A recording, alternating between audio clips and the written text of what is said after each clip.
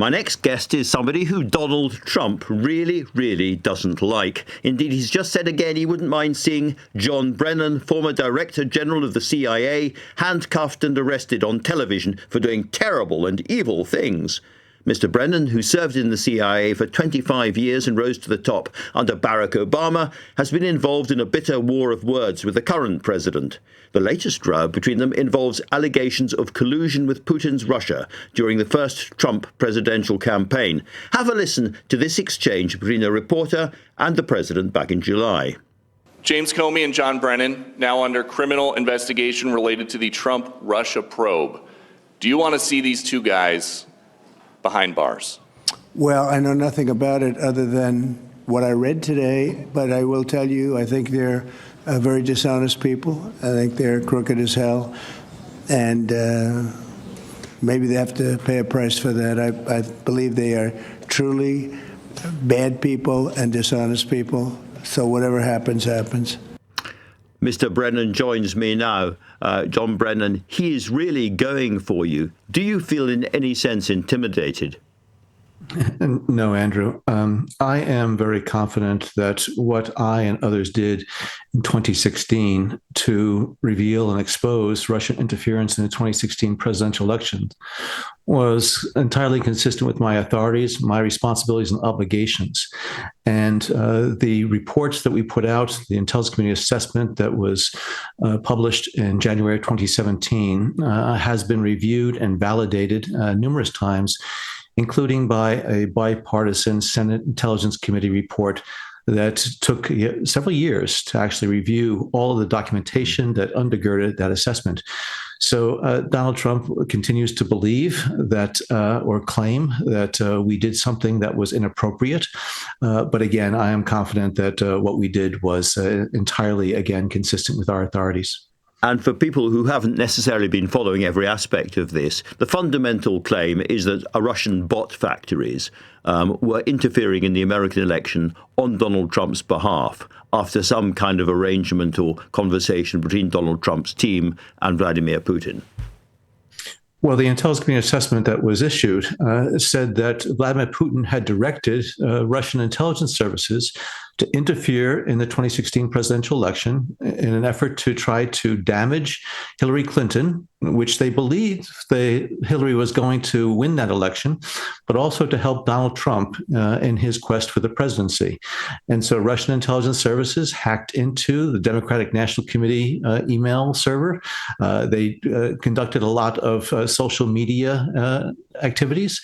As you pointed out, there were bot platforms and other types of things where, again, it was information operations that they really did highlight and in an effort to try to, again, hurt Hillary Clinton and help Donald Trump.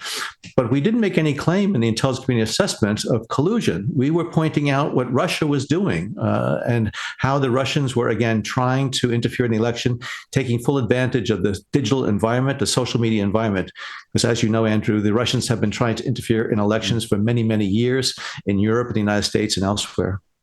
Can I ask as a personal question? Because, as I said at the beginning, Donald Trump has gone after you personally you've clearly got under his skin in a big way around this. What does it feel like to be under that kind of pressure from the most powerful man in the world? Well, I think it involves a lot of projection on the part of Donald Trump. I certainly am in good company when he has condemned and criticized and engaged in name-calling against individuals that I served with, Jim Clapper, the Director of National Intelligence, Barack Obama, the President, and others. And so, again, I think this is just the modus operandi for Donald Trump to go on the offensive and to make these outlandish claims. And once that those claims get into the bloodstream, especially in the MAGA world, they tend to stick. So, quite frankly, after 8 years or so of this, I'm used to it. You mentioned the MAGA world there, Mr. Brennan, and part of its sort of belief system is the deep state, this great corrupt octopus-like deep state sort of throttling America. Are you concerned about the integrity of the CIA and the FBI and other organizations under the second Trump presidency? Well, I am. I think the appointments at the head of the FBI, CIA, Director of National Intelligence, Department of Justice, and others, clearly these were political choices, individuals who didn't have the background nor the independence and objectivity that I think is necessary. But also, there's been a significant purge of professionals from the FBI, from CIA, and other areas, because this administration doesn't want to have professionals who are going to be objecting to policies and other types of things that this administration is involved in. So, yes, I am worried about the capabilities of the U.S. intelligence and law enforcement institutions. I'm just hoping that the professionals are going to continue to do their job, irrespective of the political winds that are blowing about them. Well, the CIA has traditionally been one of the world's most respected and, in some regards, feared intelligence organizations anywhere. Do you think it survives this second Trump administration? Does the CIA and the other organizations you were talking about come out of this in decent fettle to carry on? Well, I think these institutions are very resilient. I think they're composed of thousands of very dedicated American men and women who really are trying to do right by the American people.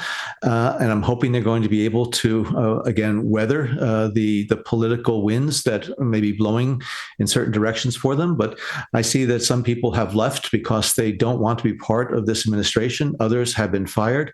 And I'm just hoping that the next several years they will be able to survive and endure and ultimately thrive, because not just the United States needs these institutions, but the world does. You know, there are so many countries and other services around the world that rely on the integrity and objectivity and capabilities of CIA, FBI, and others. And I know that my former counterparts are looking with great concern about what's happening here in the United States, because of they know that their countries depend heavily on those American capabilities. You were very clear just a moment ago that you felt the CIA had behaved entirely constitutionally and properly in the original investigation, and in other words, hadn't looked at issues of collusion. But looking at how President Trump is behaving around President Putin at the moment, do you yourself believe there's an element of collusion, that he is in some sense a Russian asset?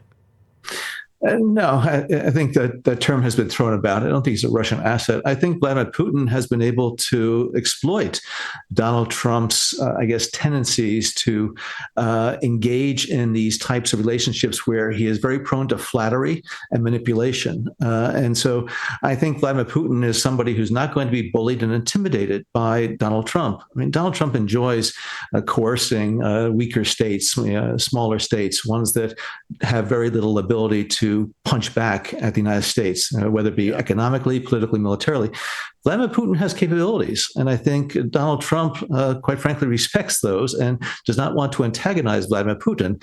That's why, he may criticize Vladimir Putin publicly, and Putin recognizes that, he's doing that for political reasons. But talk is cheap, and so far, I think Donald Trump has been unwilling to take real strong measures against Vladimir Putin, despite the fact that Putin has basically just flouted Trump's requests to cease the firing of missiles with great, abandon in Ukraine. Just slightly broadening that, the final question. We've just seen President Xi alongside President Putin and Prime Minister Modi and North Korea and many other countries in what looks like a kind of grand anti-Western coming together, if not a formal alliance, the Shanghai Cooperation System. Do you think, as a former CIA man, that the geopolitical shape of the world is changing in a way that is dangerous for the West? I think it is. I think it has been for a number of years, not just under this Trump administration. But I think some of the things that Donald Trump has done is accelerating some of these changes of the global chessboard.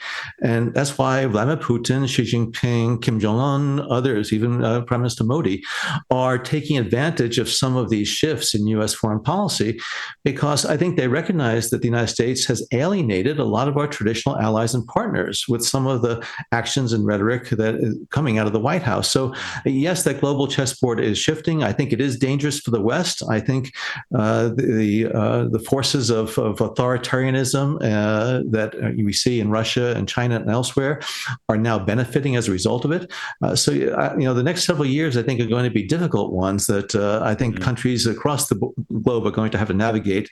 And that's what Europe is doing right now, trying to figure out how they're going to deal with the Trump administration policies that are antithetical to what they're used to. I fear you're right. John Brennan, it's been a privilege talking to you. Go well, and thank you very much.